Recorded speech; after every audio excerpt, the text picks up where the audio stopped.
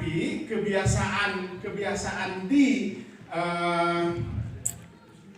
SMA pelajaran IPA itu disampaikan oleh 3 orang guru kan? Iya. Ada fisika, kimia, dan biologi. Maka apa yang dimaksud oleh Bapak Kepala tadi di sekolah kita ini pembelajarannya adalah kolaboratif, integratif, dan tematik. Nih akan saya sampaikan contoh praktik baiknya begitu.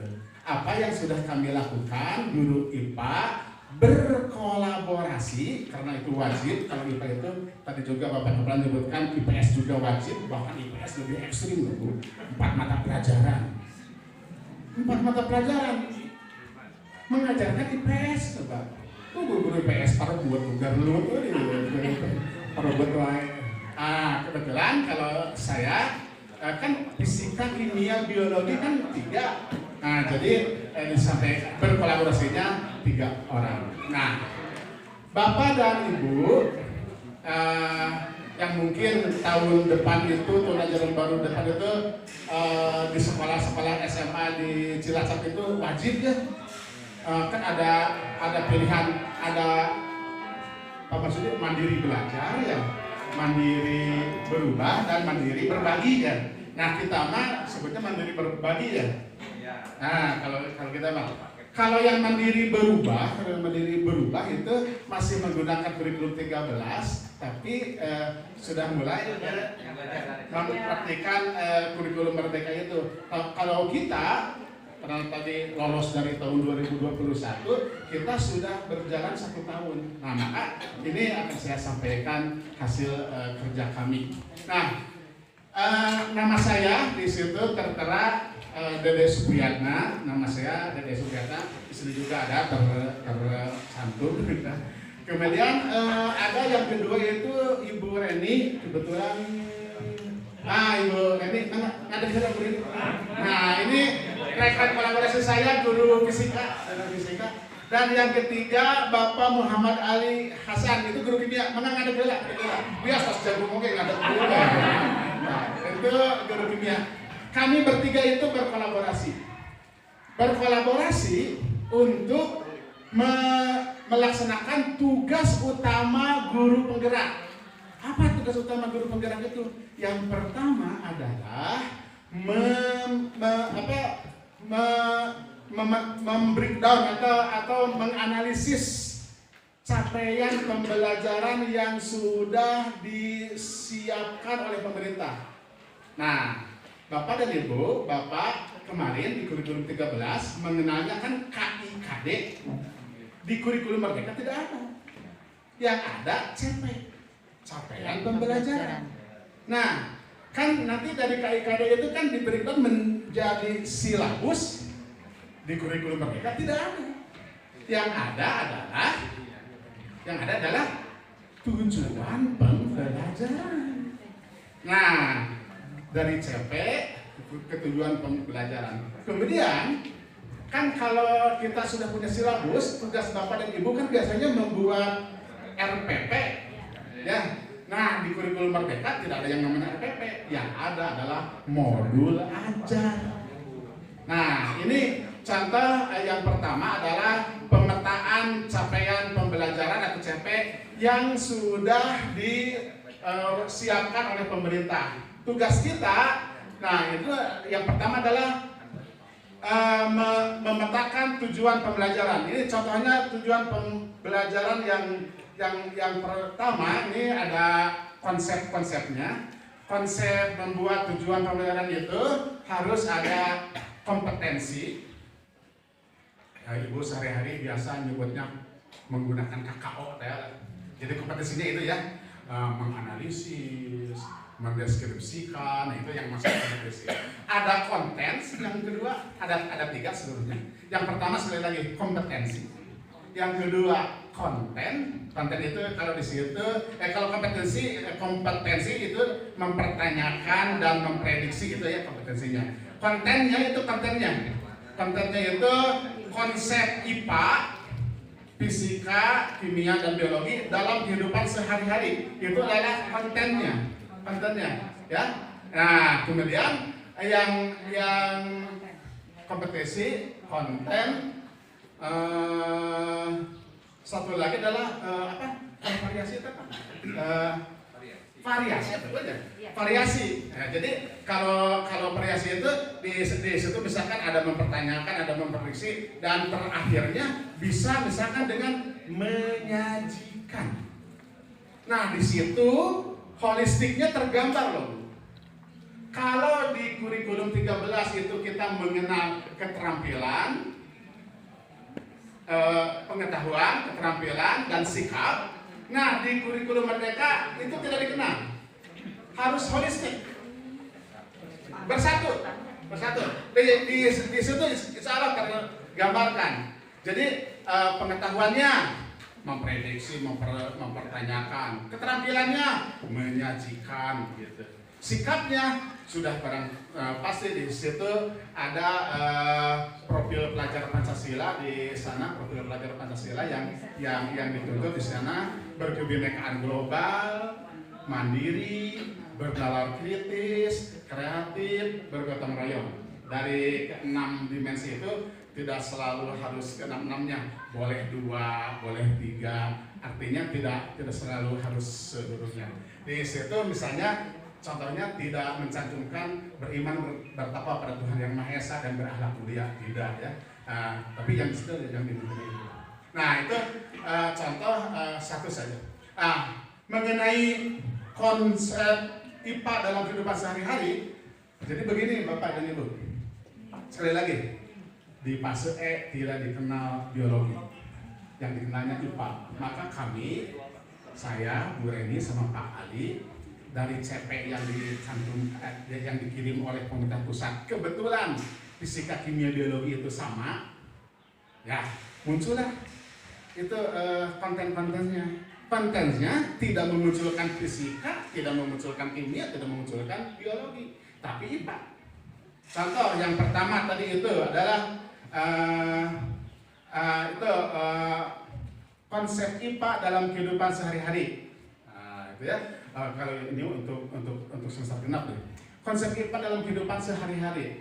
Yang kedua yang kami temukan adalah kimia hijau. Tapi tidak berarti mentang-mentang ada judulnya kimia hijau, wah ini mah dari guru kimia. Tidak. Kita juga guru biologi harus bisa menjelaskan itu karena kita mengusungnya IPA. Gitu ya, untuk di fase E. Kata Bapak Kepala tadi, kalau mau belajar kontennya yang benar-benar fisika kimia biologi nanti di fase F itu. Makanya anak-anak memilih gitu ya. Nah, yang pertama tadi konsep IPA dalam kehidupan sehari-hari gitu. Diajarkan oleh kami semua. Kemudian kimia hijau. Kemudian yang ketiga energi alternatif. Nah, itu ternyata setelah kita laksanakan di semester 1 cukup cuma bisa menyampaikan tiga tema. Tadi kan pembelajaran kita itu kan kolaboratif, integratif, dan tematik. Nah, temanya di semester 1 3, di semester 2 juga di fase itu ada 3. Ada pengolahan makanan, ada pencemaran lingkungan, dan yang terakhir Bapak Ibu tadi yang berkunjung, saya sedang mengajarkan tema yang terakhir, global warming, pemanasan global. Itu kan tidak berbicara fisika, tidak berbicara kimia, tidak berbicara biologi khusus, tapi di situ IPA terintegrasi semuanya sana. Nah, itu pengalaman saya pada saat membuat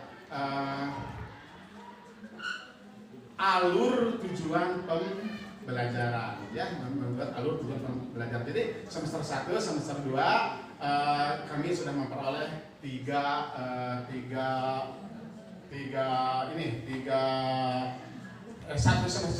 tema, semester 2 3 tema, jadi 6 tema.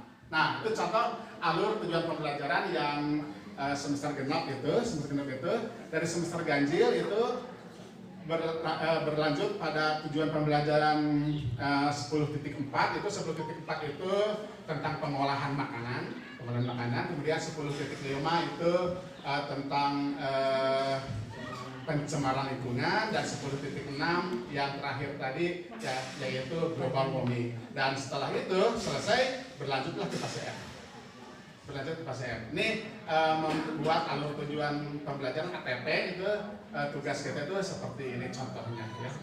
Nah, kebetulan tadi di kelas juga ada yang bertanya, Pak, pelaksanaannya bagaimana? Maksudnya jadwalnya bagaimana? Kebetulan itu ada jadwal. Nah, ini yang sudah saya praktekkan, ini jadwal untuk semester genap ya. Jadwal untuk semester genap dimulai dari Januari dan ada libur hari raya Idul Fitrinya. Nah, Bapak dan Ibu di situ kebetulan sekolah kita punya 12 rombel untuk fase E, punya 12 rombel. Itu adalah batas maksimal. Padahal alhamdulillah ya Bapak ya, kita pernah punya 45 rombel ya Pak ya? Pernah. 45 rombel. Berapa ribu siswa coba? Yang bikin besi apa? Kantin Bu, dekat kampung. Iya, kantin segede apa juga kurang. Sekarang juga apalagi kantin tutup. Aduh. Nah, kita punya rombel yang maksimal 12 rombel. Nah, itu kita beri namanya kelas itu E1 sampai E12. Nah, kebetulan untuk tahun ini di semester genap contohnya ini pada hari Senin kita akan mengajar di E4, E8 dan E9, Selasa E6 dan E11, Rabu E1 dan E12, Kamis E5 dan E7, Jumat E2, E3 dan E10. Iya, perbatasan seperti ini, maka dibuatlah pola. Jadi contoh itu ya, yang ke-19 misalkan contohnya ke-19, misalnya atau ada yang nomor 20, LKPD 1 umpamanya, LKPD 1. Saya IPA 1, Pak Ali IPA 3, Bu Reni IPA 2, walaupun masuk di kelas yang berbeda, tapi materi yang disampaikannya ya itu sama, itu prinsipnya. Jadi kita sama saja gitu. Kan kita ngajar IPA, bukan ngajar biologi. Gitu. Jadi dengan guru kimia, dengan guru fisika pun sama yang disampaikannya itu LKPD-nya. Nah, tadi juga di kelas ada yang bertanya, Pak, ini yang membuat LKPD siapa? Ya saya, Bu. Oh, bukan anak-anak, bukan. Jadi kita memfasilitasi. Kita buat, ya gitu ya. 1, 2, 3 buat, simpan aja di LMS, Learning Management System, simpan aja di LMS. Anak disuruh download dari LMS, cetak sendiri. Nah, yang anak-anak mah mencetaknya berikan pada anak-anak. Merdekakan lah.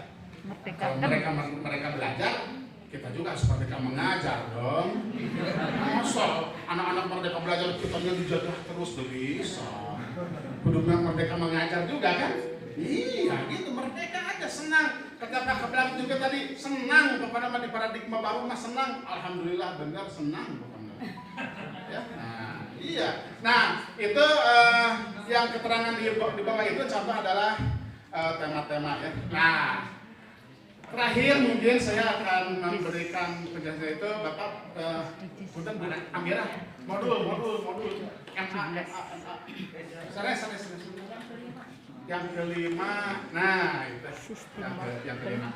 Nah ini jika tadi saya sudah menyebutkan bahwa saya belajar IPA itu harus kolaborasi, pasti ada 3 guru yang berkolaborasi. Kemudian mengusung tematik pasti. Nah sekarang saya ingin menjelaskan apa yang dimaksud oleh Bapak Kepala bahwa kita adalah pembelajaran yang integratif. Bapak dan Ibu, pada modul ajar yang saya susun ini, yang bukan saya, kami, punten paling ngiringan, di luar bahkan nama itu ini yang saya tayangkan adalah modul ajar yang memuat 18 komponen. Yang awalnya kan 18 komponen, tapi Bapak dan Ibu mah cukup berbahagia. Sekarang mah boleh cuma 3 komponen.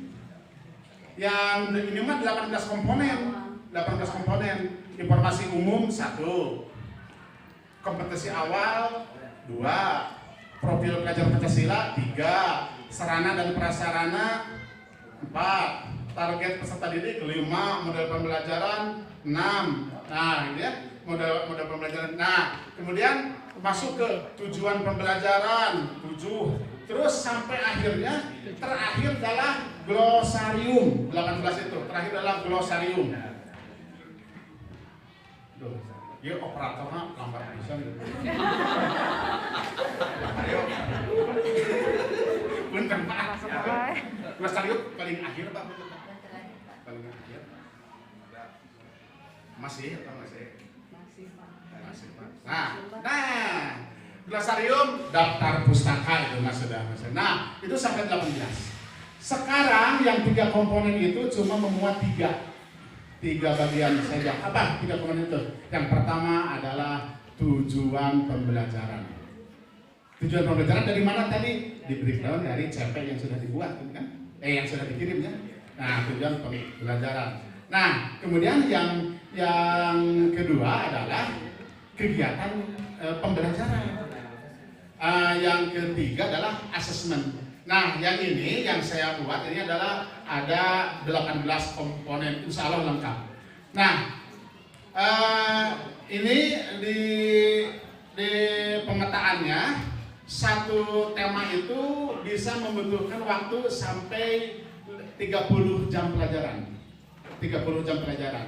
30 jam pelajaran artinya karena biologi 2 jam, fisika 2 jam, kimia 2 jam, kalau dijumlahkan jadi 6. Jadi IPA itu 6. 6 berarti kalau 30 untuk 5 pekan. Untuk 5 pekan. Nah, maka pekan yang pertama, karena di kurikulum mereka itu harus ada asesmen diagnostik. Jadi anak-anak itu didiagnostik dulu. Pretest lah kalau dulu namanya. Asesmen diagnostik. Nah, kemudian kalau sudah kita tahu, tahu jadi sehingga kita akan pembelajaran terdiferensiasi kan ada anak kebetulan di S1 itu ada anak yang ABK ya ini kasih ini ya mah kasih si anak ABK itu berbeda dengan lain terdiferensiasi tapi